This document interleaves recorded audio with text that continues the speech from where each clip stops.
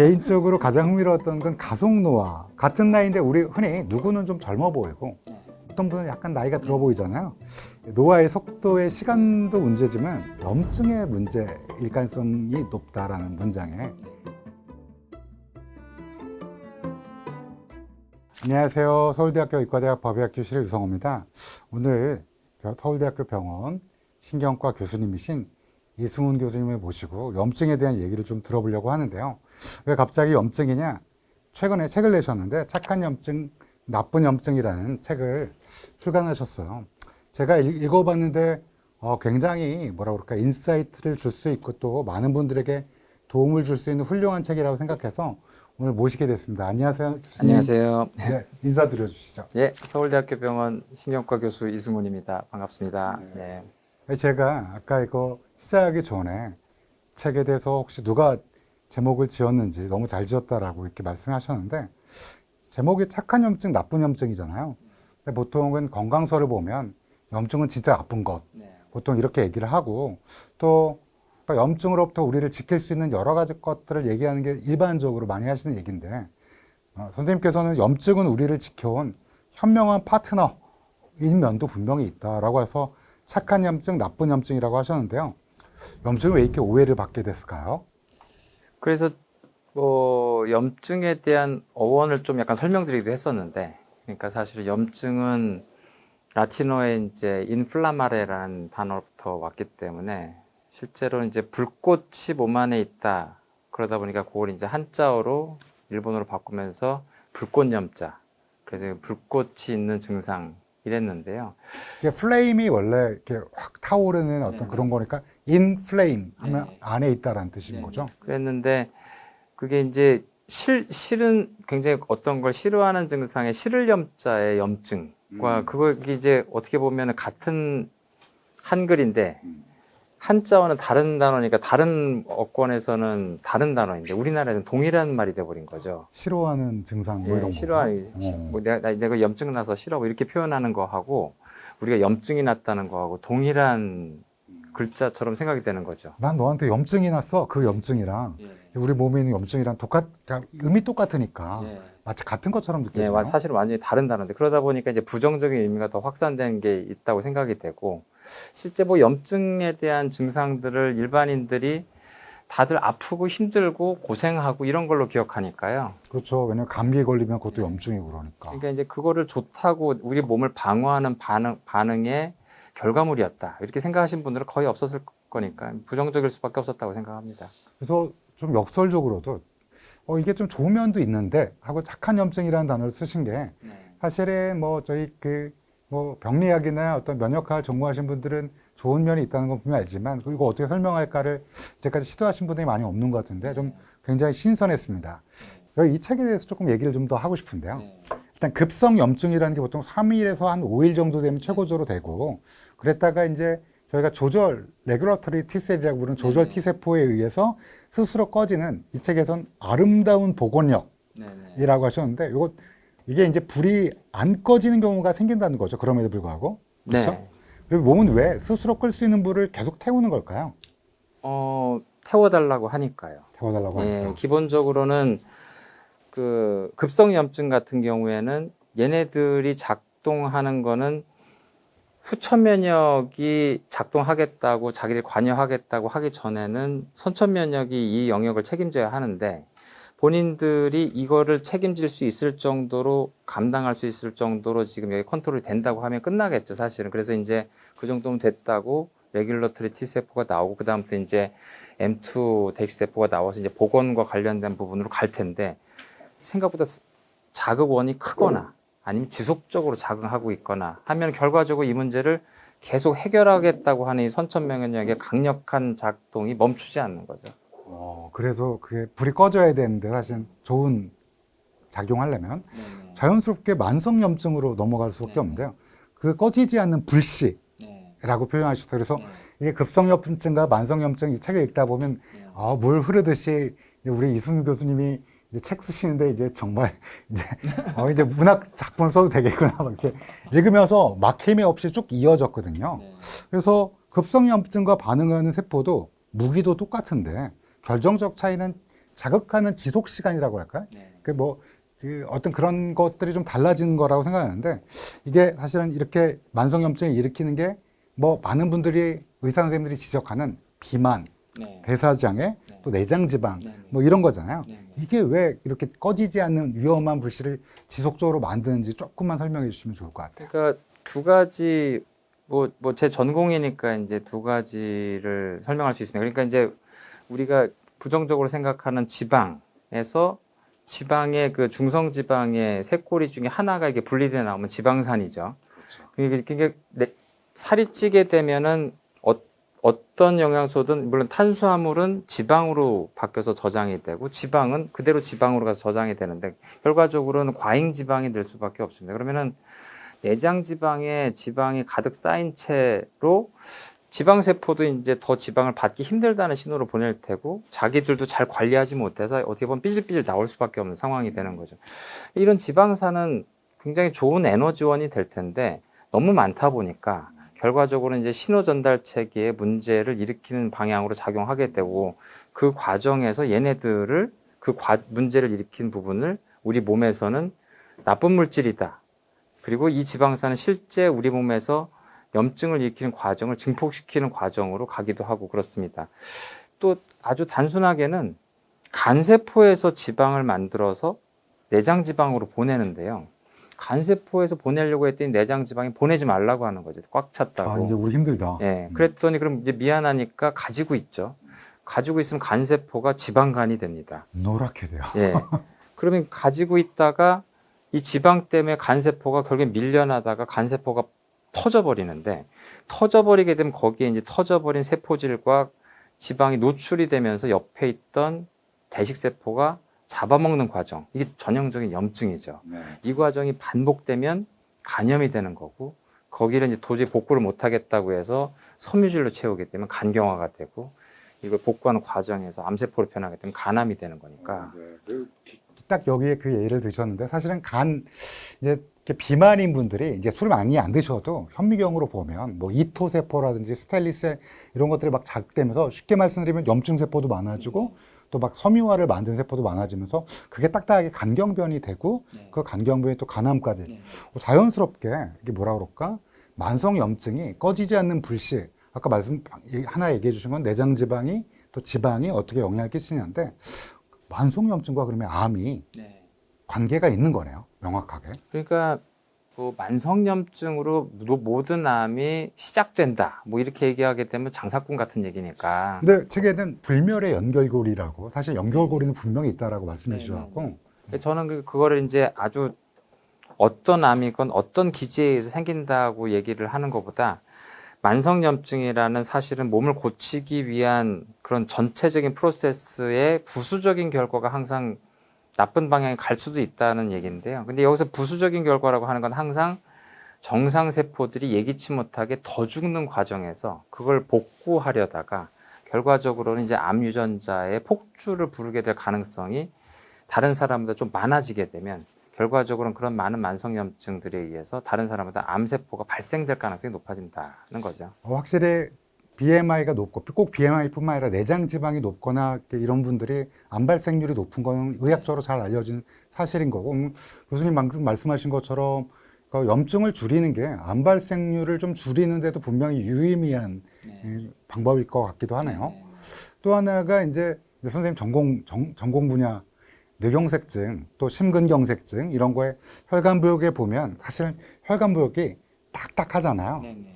제가 이제 부검할 때마다 느끼는 거는 저 관리가 좀 많이 안 되신 분은 혈관이 딱딱해요. 눈바닥 갈라지시 쩍쩍쩍하고 뭐 워낙 전공 분야시니까 만성염증도 제가 그래서 심근경색증이나 뇌경색증은 만성염증의 오래된 결과지 이게 일순간에 일어나는 게 아니다라고 말씀드리는 경우가 있거든요. 제 얘기가 맞나요? 예, 그럼요. 그러니까 사실은 특히 제일 연관되는 건 고혈압이죠. 그러니까 고혈압으로 물리적인 압박에 의해서 혈관들이 직접 손상을 받거든요. 또 담배를 피게 되면 화학적 물질에 의해서 혈관벽이 또 손상이 되고 그럼 결과적으로는 죽죠. 내피세포들이 죽고 이 죽는 과정에서 이거를 정상적이고 탄력적인 그 혈관세포로 다시 되돌리려고 하게 될 텐데 세포라는 게 이제 실험을 해보면은 알 텐데요. 이 패시지라는 게 있습니다. 턴오버라는 게 횟수가 어떻게 보면 정해져 있거든요. 싱싱한 세포를 만드는 횟수가. 이게 다른 사람보다 이 횟수가 돌아가는 게 더 많아지게 되면 결과적으로는 이 세포가 빠른 노화에 결국 이제 더 이상 턴오버를 못 하겠다라는 신호를 이제 보내게 되면 이 대기세포가 여기를 이제 잡아먹은 다음에 빈 공간이 되면 안 되니까 결국엔 섬유화 세포가 와서 어떻게 보면 땜질을 해야 되는 상황이 되고 더 단단하게 해야 되겠다 하게 되면 이제 그 혈액으로부터 칼슘을 불러가지고 뭐 시멘트 바르듯이 결과적으로는 사실 칼슘이 잘못하거나 섬유화 세포가 잘못한 게 아니라 담배나 고혈압이나 이런 걸로 인해서 혈관벽의 손상이 다른 사람보다 빠른 속도로 되다 보니까 그걸 복구하는 염증 반응 과정 속에서 뭐 여기들이 이제 딱딱하게 변해간다라고 볼 수가 있다고 생각합니다. 그러면 사실은 진짜로 우리가 되게 두려워하는 뇌경색증이나 심근경색증 모두 만성염증의 결과인데 저는 사실은 이 책에서 제일 재밌었던 게 이제 한때 조성노화라는 게 유행했었는데 금기형가? 아, 네. 아니 금기형은 아닙니다. 근데 이제 개인적으로 가장 흥미로웠던 건 가속노화. 노화의 속도의 시간도 문제지만 이 어떤 속도의 어떤 빠르게 가속도가 염증의 문제일 가능성이 높다라는 문장에 굉장히 제가 좀 재밌었는데요. 같은 나이인데 우리 흔히 누구는 좀 젊어 보이고 누구는 좀 똑같은 나이라고 해도 좀 어떤 분은 약간 나이가 들어 보이잖아요.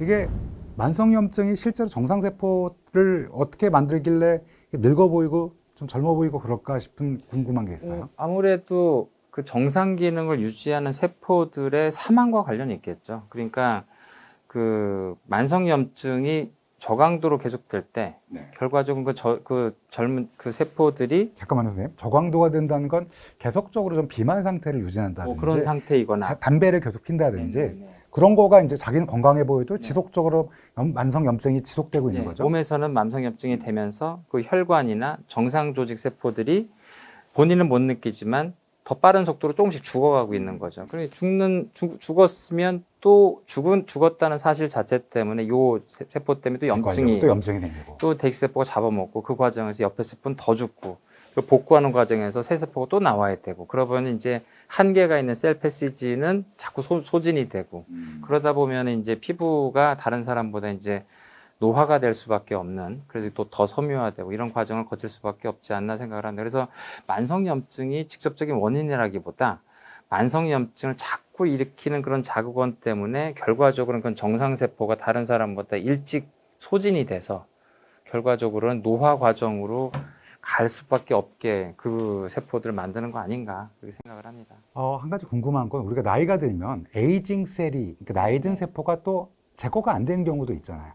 거기에 그대로 머물러 있는 것도 또 염증에 지속적으로 염증을 일으킬 수 있는. 그럴 수도 있겠죠. 제가 궁금한 건 대식세포가 잡아먹는 사이에도 염증이 되지만 그대로 머물러 있는 것도 사실은 방금 말씀해 주신 어떤 내장지방이나 담배를 피운다든지 뭐 술을 지속적으로 먹는다든지 이런 거와도 관련이 있을까요? 예, 관련이 있을 것 같습니다. 그러니까 요거는 약간 염증에 있어서 염증이 심하다는 얘기는 면역력이 올라가서 염증이 심하다 이런 개념은 아니고 자꾸 염증을 일으킬 만한 일을 자꾸 일으킨다는 얘기로 뭔가가 걔가 계속 있으니까 자꾸 얘네들은 정해진 프로토콜대로 일을 하는 애들이지 뭘 잘못해서 의인화해서 표현할 필요는 없는 거거든요. 얘네들은 작동 방식대로 작동하는데 그런데 잘못된 세포가 있는데 얘네들을 없애지 못한다는 건 사실 어떻게 보면은 할 일을 좀 못하는 거죠. 그렇죠. 그럼 이건 어떻게 보면은 선천 면역 기능이 노화가 된 상태. 노화. 예, 면역 기능이 이제 그들도 열심히 하다 보니까 이제 지쳤군요. 예, 더 이상 하기 힘든 상태. 이렇게 되면 이제 약간 위험해지는 상태가 되는 게 선천 면역이 굉장히 중요한 기능이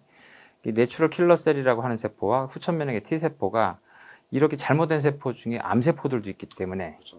없애야 되는데 그래서 이걸 없애지 못하고 눈앞에서 보기만 하면서 결국에는 얘들이 커지는 걸 볼 수밖에 없게 되다가 결국에 이제 암이 생기게 되는 과정으로 갈 수도 있는 거죠. 그래서 제가 이렇게 이제 일반 분들한테 설명할 때 제가 이제 이 책도 읽고 뭐라고 하냐면 범죄 도시의 마동석이 우리 몸에 있는데 그분도 늙지 않냐. 근데 그 자꾸만 일시키면 힘 금방 빠지면서 담배 피고 살찌고 이러면 그분도 늙어가는 거 아닌가. 이렇게 약간 의인화해서 설명했는데 그렇게 나쁘진 않죠. 굉장히 좋은 선생님 같습니다.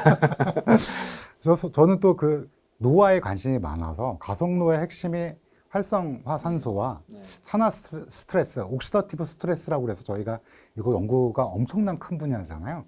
근데 이런 거 딱 들으면 많은 분들이 이제 유튜브에 활성화산소, 산화스트레스 이렇게 치면 제거하십시오. 약을 드십시오. 그런 얘기 나오잖아요. 그러니까 얘를 제일 많이 하는 게 혀 밑에 뭘 먹어라. 글루타치온. 네네, 글루타치온. 혀 밑에 먹나요? 그게 이제 꽤 유명하신 분이 이렇게 하시기도 하고 그랬거든요. 외부에서 먹는 항산화제, 또 비타민 C, 뭐 여러 가지가 있는데 실제로 이 만성염증 제거에 그런 게 도움이 될까요? 약간 조심해서 얘기했어요. 질문을 받으면 항상 또 답은 하기 때문에 또 이게 항상 되게 논란이 되는데. 스무드하게. 원래 활성산소가 정상세포에서 씁니다, 원래는. 그렇죠. 특히 많이, 이제 활성산소라는 거를 우리가 뭐라고 얘기해야 되냐면, 산소인데 힘이 더 세진 산소예요.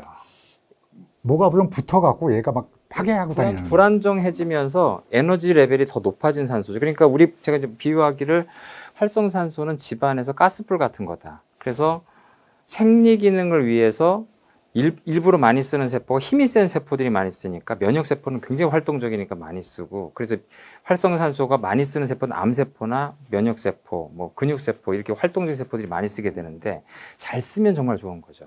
그래서 잘 쓰기 위해서 우리가 가스불로 요리를 했다가 잘 끄면 되죠. 그러니까 세포 안에서 쓰고 끄면 되는데 얘네들이 가스불을 끄지 않고 외출을 하시게 되면 이제 집이 없어지는 거죠.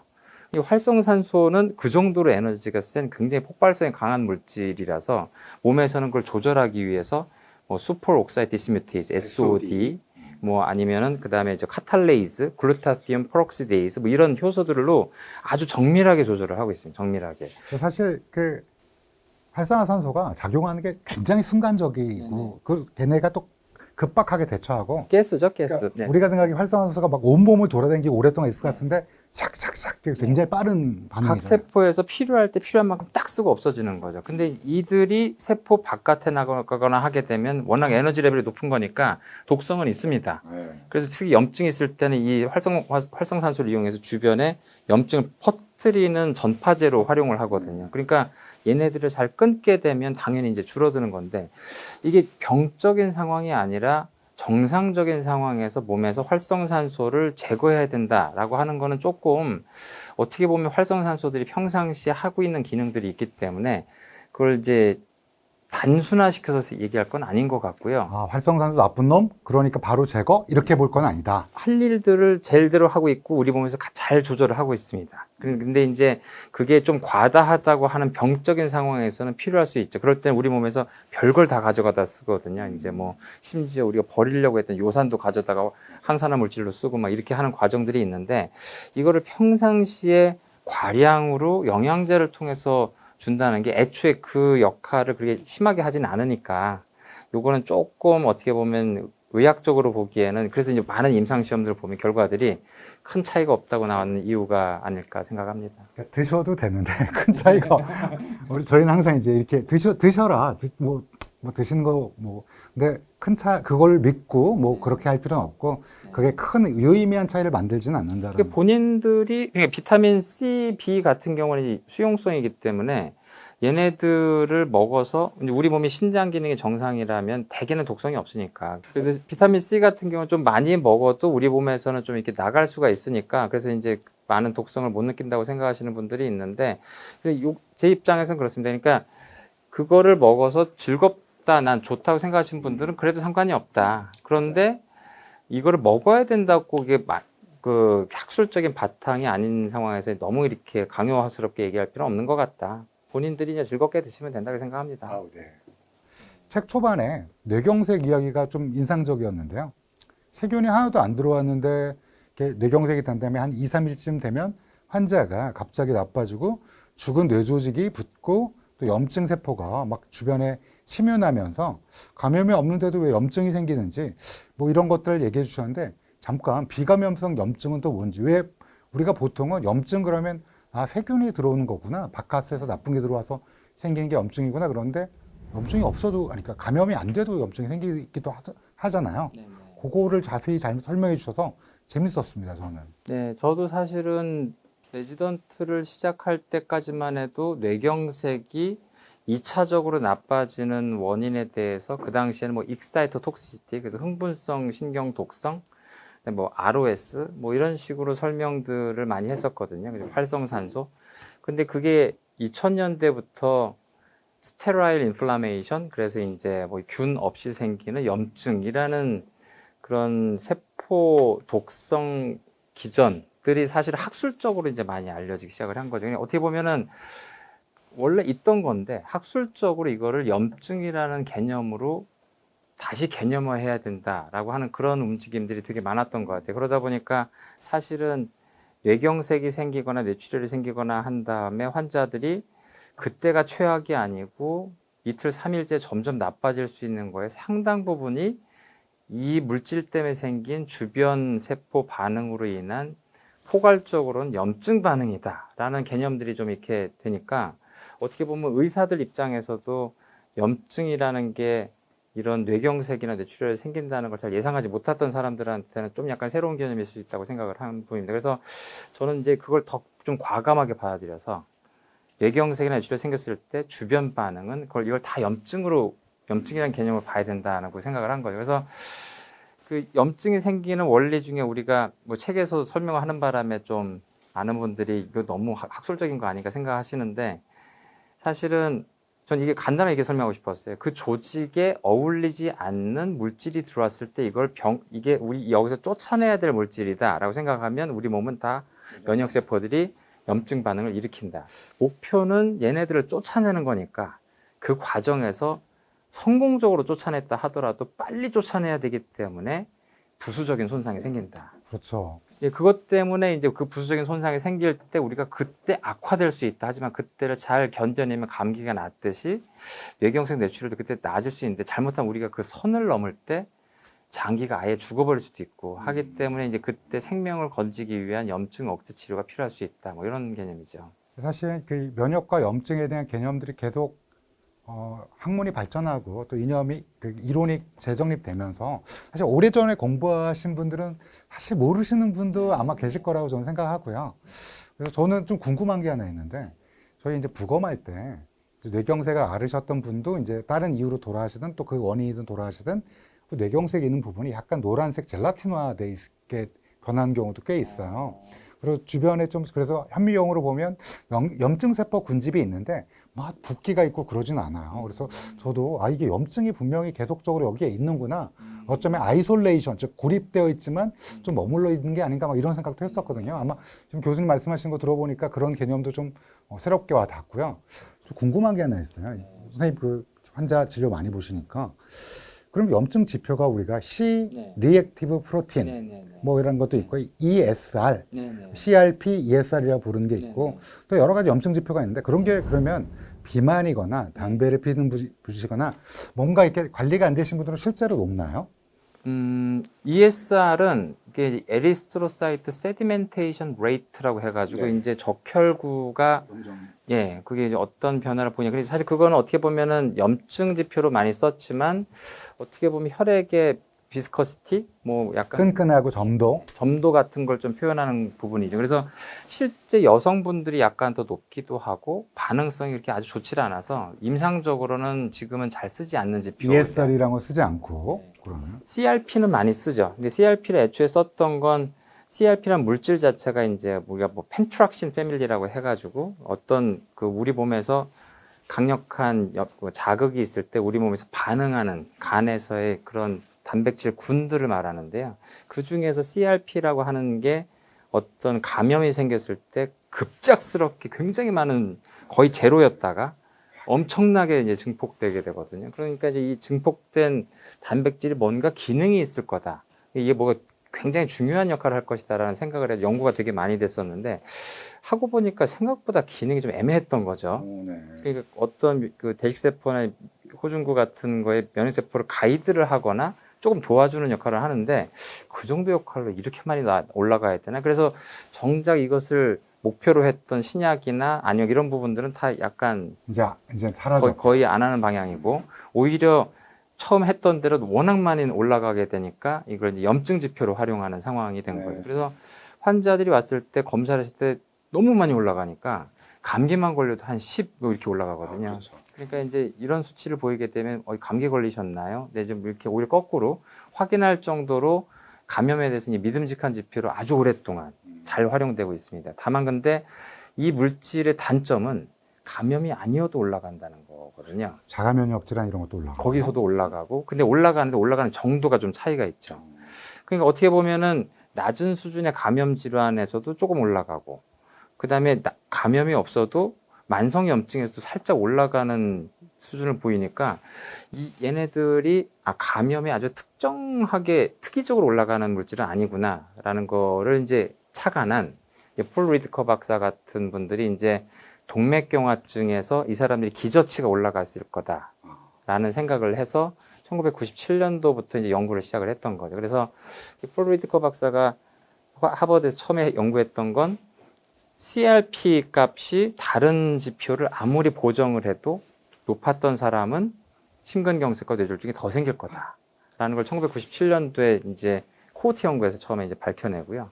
그런 다음에 로스바스타틴이라고 하는 약물로 이제 주피터란 연구를 하게 되는데, 콜레스테롤이 정상이었던 환자들에게 CRP가 높은 사람들을 대상으로 다시 또 스타틴을 준 그룹, 안 준 그룹 했더니 1.9년 만에 뇌졸중과 심장질환의 비율이 50% 가까이 줄어들어 버렸거든요. 사망률이 20% 줄고. 준 그룹이. 네. 네. 그래서 그 연구 결과 때문에 이제 만성염증에 대한 인식이 굉장히 그때 폭발적으로 생겼고요. 그래서 이제 그 스타틴도 실제 만성염증으로 인한 동맥경화증을 대상으로 이제 적응증을 받게 되죠. 하지만 지금까지도 여러 왈가왈부가 있는데 우리가 거기를 통해서 활용할 수 있는 점은 그 여러 가지 좀 마술 같은 그런 이상한 지표들, 어떻게 보면 동네 병원 가면 염증이 높다고 하면 실제 근거는 근거는 애매한 것들을 대시는 경우가 많을 텐데, 실제 학술적으로 정말 잘 열심히 연구된 부분이 이제 HSCRP가 기저치보다 살짝 올라가 있는 경우가 본인이 아무리 몸이 건강해도 약간 염증을 보여주는 지표일 수도 있겠다고 좀 소개를 했습니다. HSCRP. 네. 그래서 사실은 뭐 좋은 의사 선생님들은 안 그러시는데 약간 뭐 염증을 과다하게 뭐 이거 검사해봐라 저거 검사해봐라 하면서 약간 그런 경우가 있어서 객관적인 지표가 뭔지가 제가 궁금해서 여쭤봤고요. 근데 이 책에 미덕이라고 그럴까요? 이제 염증에 대해서 알려주신 내용을 쭉 읽어보시면 저 개인적으로는 뭐 우리 의대생들도 읽으면 좋을 것 같고요. 또 우리 일반 분들도 읽어서 되게 쉽게 써주셔갖고 이렇게 염증에 대한 이해가 높을 것 같은데, 그냥 염증만 알고 끝나면 재미가 없잖아요. 이 책의 미덕은 염증에 대해서 어떻게 진단하고 우리가 어떻게 할 건지 앞으로 이게 되게 잘 서술해 주셨다고 생각해요. 잘은 아닌데. 전 좋았어요, 되게. 건강검진에서 정상이란 말을 듣고 안심하는 순간 오히려 위험의 시작이라고 또 이 책에서 말씀해 주셨는데, 의학적으로 건강검진에서 괜찮습니다. 뭐 지금까지 수치는 다 정상이네요. 이게 사실은 아무것도 보장하지 않는다라는 의미일까요? 뭘까요? 그러니까 사례적으로 얘기 드리면 더 쉬울 것 같은 게요. 우리 인간의 몸은 제 개인적인 생각입니다만 꽤 거칠게 마음대로 살아도 한 40세까지는 꽤 몸이 잘 그거를 완충하고 버틸 수가 있습니다. 저도 많이 거칠게 썼습니다. 그래서 실제 우리가 건강검진이라고 하는 것들은 실제 그 기능에 이상이 생기거나 망가진 형태학적 이상이나 이런 것들을 확인하는 거기 때문에, 그때 건강검진을 했을 때 만약 본인이 담배도 많이 피고 술도 많이 하고 많이 재밌게 살았는데 지금까지 해서 건강검진에서 정상이었으니까 난 앞으로도 정상일 거다라고 생각하는 거는 약간 조금 그렇지 않을 거라는 거죠. 왜냐하면 우리 몸은 그때까지 겉으로 보이게 정상으로 하기 위해서 많은 것들을 지금 감내해 왔거든요. 근데 그 포인트를 지나면 한순간에 확 나빠지기 시작을 하니까, 그러니까 이제 한 40대쯤에 여러분들이 건강검진 검사를 해서 난 정상인데 담배 피지 말라고 하더니 멀쩡하잖아.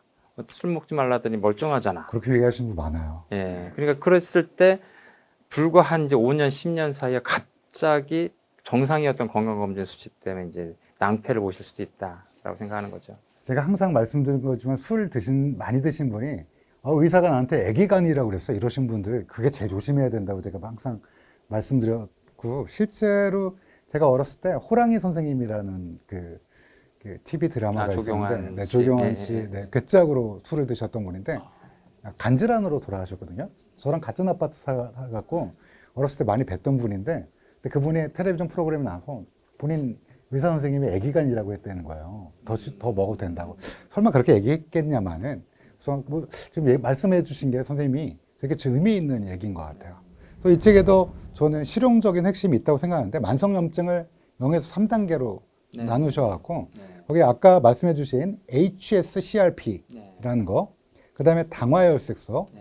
허리둘레 이런 지표를 이용해 갖고 자기 몸이 어느 단계인지 내가 0단계인지 1단계인지 2단계인지 3단계인지를 확인해 볼 수 있는 이 책에서 되게 저는 괜찮았어요. 되게 이게 실질적으로 도움이 많이 되겠다는 생각을 했는데요.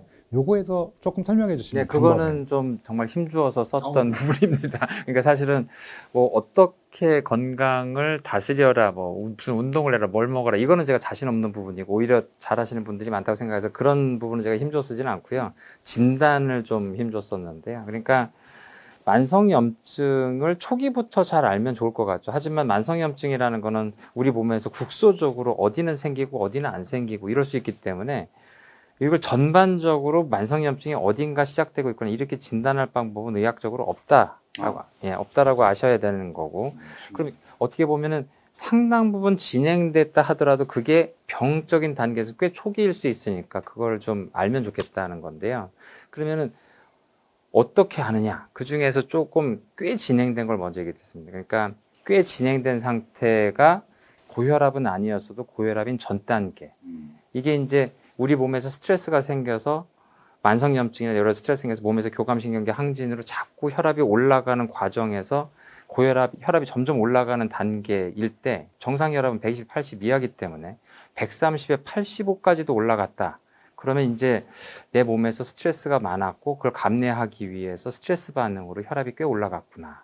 라고. 그래도 혈관도 약간 딱딱해졌을 것 같아요. 딱딱해지기 시작하고. 그래서 이제 130에 85 수준으로 혈압이 올라갔는지. 이게 만성염증이라는 병적 단계에서는 꽤 진행된 단계지만 건강 측면에서 그래도 꽤 초기 단계니까 이걸 보라는 거고요. 두 번째로는 당뇨에 옛날에는 혈당으로 많이 진단을 해서 진단이 어려웠지만 지금 당화혈색소 꽤 믿음직한 지표가 돼 있으니까 뭐 금식할 필요도 없고 비용도 싸고 하니까 6.5%부터 당뇨인데 6.0%부터 올라가 있으면 내가 당뇨를 향해서 가고 있다. 내 몸의 지금 대사 기능이 꽤 지금 불균형적으로 망가지기 시작을 했다.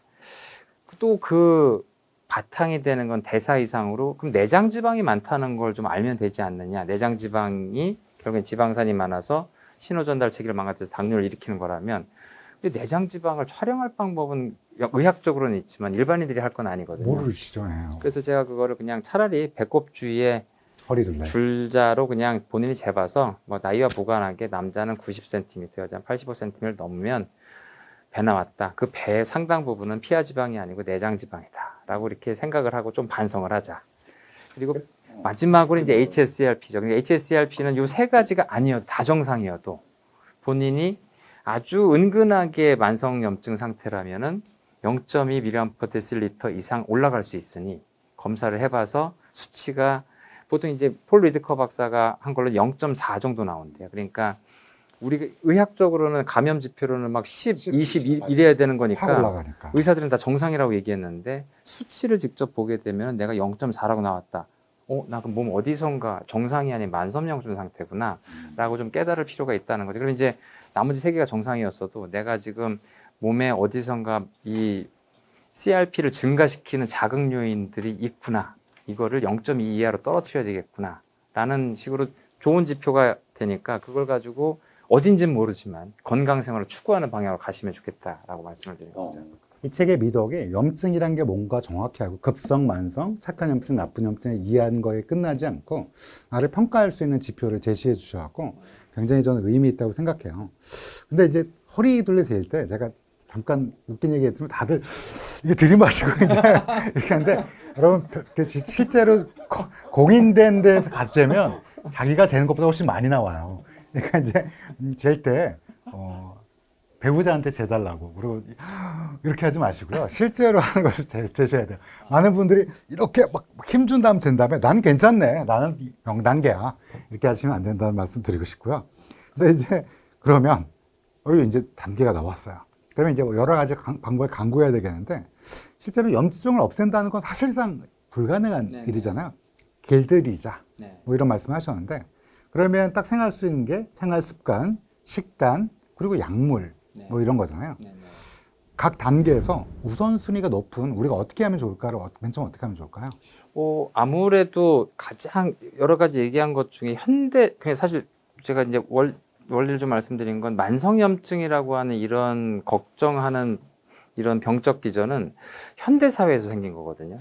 현대사회가 근본적으로 그런 일을 일으킨 건 에너지 과잉이죠, 사실은. 그러니까 1900년대 전에는 만성염증, 물론 이제 그런 걸 몰라서도 그러기도 하겠지만 대부분 사람들이 이렇게 비만하지 않았거든요. 귀족이나 왕이 아닌 경우엔 다 몸이 이제 삐쩍 말라서. 저 그땐 강제적으로 말랐죠. 예, 그래서 그 당시에는 만성염증을 생각할 필요가 없었단 말이에요. 지금 이게 원인은 뭐냐?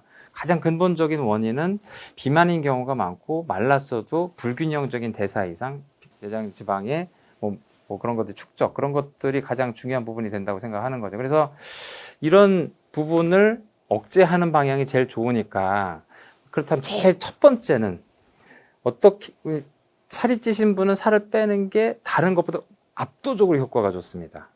그러면 당화혈색소도 확 내려가요. 다 떨어집니다. 예, 뚝 떨어지고 떨어지고. 혈압도 많이 떨어져요. 당화혈색소의 변화는 굉장히 극적이고요. 그래서 이제 일단 살을 빼는 게 꽤 좋은데 그렇다고 뭐 여러분들이 뭐 지금 위고비 환자로 있으니까 막 빼빼 마를 정도로 빼라는 게 아니고 뭐 기존보다 한 10% 정도를 뭐 약간 좀 서서히 빼는 방향으로 하는 게 이건 좋겠다. 잘못 생각하신 거예요. 10% 빼기 어려워요. 네, 그러니까 아무래도 근데 빼는 게 제일 중요한 건 맞죠. 네. 뺀다는 생각만 가지고서 추구해도 체중이 빠지지 않아도 지표가 꽤 좋아집니다. 그러니까 이제 마르신 분들도 그 방향을 생각하고 체형이라도 좀 바꾸겠다, 뭐 근육을 좀 늘리고 지방을 좀 줄이겠다는 방향으로 조금만 움직여도 이런 지표들은 이제 꽤 많이 변하기 시작하거든요. 그러니까 그 방향을 알고 체형 변화 내지는 약간 식단 교정, 비만 뭐 이런 것들을 좀 줄이시려고 노력을 하시는 게 그게 우선순위고 그다음에 약물이라는 거는 전문의 처방을 받아서 만약에 필요하다면 네. 예를 들면 스타틴 같은 경우도 사실은 도움이 된다고 그래서 많이들 처방해 주시고도 하거든요. 그 순환기내과 같은 데서. 뭐 그런 것도 한번 꼭 상의를 해보신 다음에. 그럼요. 뭐, 약이기 때문에 기본적으로 부작용이 있다는 걸 생각하시고 그걸 이제 본인이 감수할 생각을 가지고 드셔야 되는 거죠. 이 책에서는 사실은 뭐 수면이라든지 식이, 생활 습관 이런 것들에 대해서 자세히 또 말씀해 주셔갖고요. 저는 개인적으로 염증 포커싱해서 읽을 때 굉장히 좋을 것 같아요. 마무리로 조금 말씀드리면 에필로그에서 폐암 프로그램을 이끌던 의사가 말기 폐암 판정을 받았던 이야기, 또 그리고 그 의사가 결국 의사도 사람이다라는 성찰이 좀 인상 깊었고, 뭐 많은 의사분들이 유튜브나 책이나 뭐 이런 진료실에서 이렇게 하십시오 이렇게 얘기해 주는데 이런 것들이 좀 우리도 한번 생각해 보자라는 뭐 다짐인 것 같아서 조금 인상 깊었는데요. 결국 이 책이 독자에게 남기고 싶은 문장, 염증과 슬기롭게 공생한다. 되게 임프레시브했어요. 왜냐하면 염증은 나쁜 거니까 무조건 몰아내자라고 생각하시는데 이 문장이 되게 뭐라 그럴까 약간 느낌이 딱 박혔는데 이게 사실은 어떤 삶의 태도로 우리가 이걸 마무리해야 되는지를 조금 총평해서 말씀해 주시면 좋을 것 같아요. 그러니까 뭐 그 교수님도 이제 밑에 레지던트나 이제 많은 후배들 제자들을 이제 키워봐서 이제 아시겠지만 막 능력이나 인성이 아주 제각각이죠. 아주 제각각인데 이 친구 참 물건이다 생각할 때가 있어요. 그래서 물건이다 생각해서 이 친구를 잘 키워서 훌륭한 교수로 만들어야지 했는데 인성이 바닥일 수도 있죠. 그럴 수 있죠. 근데 인성은 바닥은 아닌데 어린애일 수도 있어요. 자기밖에 모르고 이기적인데 굉장히 똑똑하고. 근데 그런 친구가 이제 신념을 가지게 되면은 이제 자기가 옳다고 하는 방향으로 열심히 연구를 하거나 주변 사람들을 신경 쓰지 않고 이렇게 일을 할 수도 있어. 결국에는 그쪽에 화합을 깨고 오히려 이제 사람들과의 여러 가지 좋은 관계가 망가질 수도 있는 거죠. 그러니까 어떻게 보면은 염증이 그런 것 같아요. 염증은 진짜 힘이 세고 프로토콜대로 움직이는 그런 작용 기전이에요. 얘를 억제한다는 건 자기 몸에 에너지가 없어서 소멸한다는 것과 같은 수준의 상황이에요. 이거는 얘가 뇌가 있는 건 아니기 때문에 이걸 가지고 넌 적당히 움직여라라고 얘기할 수 있는 게 아니거든요. 자칫 자가면역 질환이 갈 가능성이 있잖아요. 또. 그러니까 이제 강력하게 자기가 믿는 방향대로 아주 힘세게 움직이는 기전인데 이게 애초에 태어나기를 자기 몸을 지키기 위한 강력한 우군으로서 태어났지만 이것을 계속 자극하는 방향으로 하게 되면 자기 장기들이 다 망가지는 방향으로 갈 수 있으니 근데 이걸 이길 생각으로 해가지고 억누르겠다. 그럼 억누를 수 있습니다. 강력한 면역 치료로. 그럼 본인의 면역 기능도 없어지게 되는 거예요. 그러니까 사실은 염증을 억제한다는 말은 불가능한 거죠. 사실 노화가 되거나 아니면 강력한 면역 억제제를 주거나 그거 외에는 없으니까 애초에 이것들을 자극하는 방향을 내가 뭘 자극하고 있었나. 이 능력만 있고 인성이 나쁜 누구 있으신가 봐요. 인성이 나쁘다기보다 아직 어린애 같은 이 친구를 어떻게 설득은 안 되니까 자극하지 않게 옳은 방향으로만 일을 하게 만드는가. 원래 되게 능력이 있는 애인데 일 잘할 건데 방향을 선한 방향으로 훌륭하게 클 수 있는 방향으로 그 염증을 그래서 착한 염증이다. 그런데 나쁘게 만드는 건 여러분이다. 뭐 이런 의도로 좀 썼습니다. 네. 나쁘게 만드는 건 사실은 살이 찌고 담배를 피고 술을 마시고 뭐 잠을 안 자고 뭐 이런 것들이 다. 되게 굉장히 이 책을 읽으면서 그 마지막에 되게 좀 임프레시브했습니다. 뭐 교수님이 여러 가지 의도를 쓰셨다고 생각했는데 직접 얘기를 들어보니까 사실 그런 반성도 한 거죠. 의사가 병을 고쳐주는 사람이라면 자기 몸은 더 이기적으로 잘 고쳐야 되죠. 맞아요.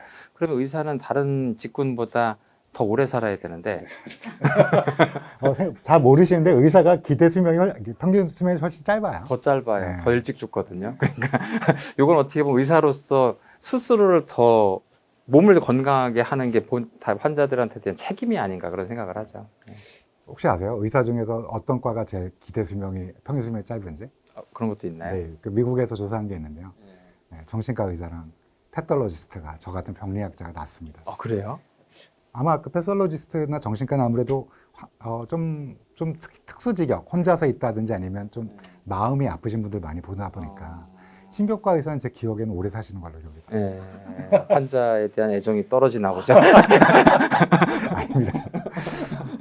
제가 참 이게 뭐 이 책에서 제가 사실은 이 책을 읽고 되게 좋아하고 이제 제가 어줍지 않게 추천서도 썼고 또 이 책에는 되게 실용적이고 오메가3 먹으면 만성염증이 주나요? 뭐 이런 여러 가지 얘기도 있고 또 전반적으로 면역에 대해서 관심이 있는 분들이 읽으면 선천면역이 뭐고 방금 얘기한 조절 T세포가 뭐고 SOD가 뭐고 HSCRP가 뭐고 이런 것들도 쭉 읽다 보면 자세히 알 수 있는 그래서 의사만큼은 아니래도 의사처럼 많은 염증과 면역을 좀 알고 싶은 분들에게 굉장히 좋은 책이라고 생각합니다.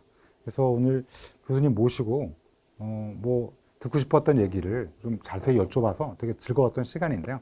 교수님 마지막으로 이 책은 누가 읽었으면 좋겠다고 생각하세요? 그러니까 사실은 교수님 어떻게 책을 쓸지 잘 모르겠는데 저는 책을 이제 뭐 어줍지 않게 3권째를 썼는데 이번 책을 쓸 때 당연히 출판사는 일반인을 위해 써달라. 근데 저는 그게 잘 안 되더라고요. 됐는데요. 그래요? 그러니까 쉽게 쓴다기보다 어디까지 쉽게 써야 되는 거지? 저는 이제 요거를 학술적인 거를 어떻게든 가르쳐 주고 싶고 근데 이걸 풀이를 하고 나면 의대생과 레지던트들한테도 알려주고 싶은 내용이 계속 나오거든요. 그러다 보면 이제 이 책의 레벨이 조금 좀 무리한 방향으로 가는구나 이런 고민을 하게 돼서 결과적으로는 약간 전문가도 읽었으면 좋겠고, 뭐, 일반인도 읽었으면 좋겠고, 이런 식으로 좀 약간 좀 혼종으로 쓰게 되는 것 같습니다. 그래서, 그러다 보니까 이걸 읽은 일반인 분들은, 책이 좀 어렵지만, 뭐, 2번, 3번 읽어보겠습니다. 이런 반응들이 많으시고, 전문가 분들은 읽어보신지 모르겠는데, 아마 읽어보시면은, 뭐, 어렵게 알았던 면역을 좀 쉽게 써주셨네. 잘 쓰셨어요, 진짜로. 저는 막 읽으면서, 이렇게 설명해야겠다. 이런 내용도 있네. 하고 막 감탄하면서 읽었습니다. 그래서 사실은, 당연히 일반인들이 읽어서 결과적으로는 이 어려운 의학용어 부분을 좀 직관적으로, 개념적으로 이해하기를 좀 기대하는 마음으로 썼습니다. 네, 성공하셨을 것 같고요. 아마 일반인분도 제 생각에는 뭐 예를 들면 알코올이 염증을 일으키느냐 궁금하잖아요. 이 염증증이니까. 이쪽에는 자세히 나와 있고요. 그래서 뭔가 궁금했던 점이 자세히 돼 있고 약간 어려울 것 같으면 두 번 정도 읽으면 될 것 같긴 합니다. 제 생각에는. 그리고 혹시나 의사 선생님이나 또 뭐 병원에서 근무하시는 또 많은 의료 관련 간호사 선생님이나 뭐 여러분들도 읽으시면 되게 도움이 되는 내용이 많다고 생각해서요. 많은 분들이 읽어주셨으면 좋겠습니다. 교수님 늘 바쁘신데 또 이렇게 책도 써주시고 또 오늘 저희한테 와주셔서 말씀 많이 해주셔서 감사드립니다. 아유, 추천사에 이렇게 책까지 감사합니다. 너무 좋은 말씀 해주셔서 감사합니다. 네, 선생님 또 다음에 또 뵐게요. 네, 감사합니다.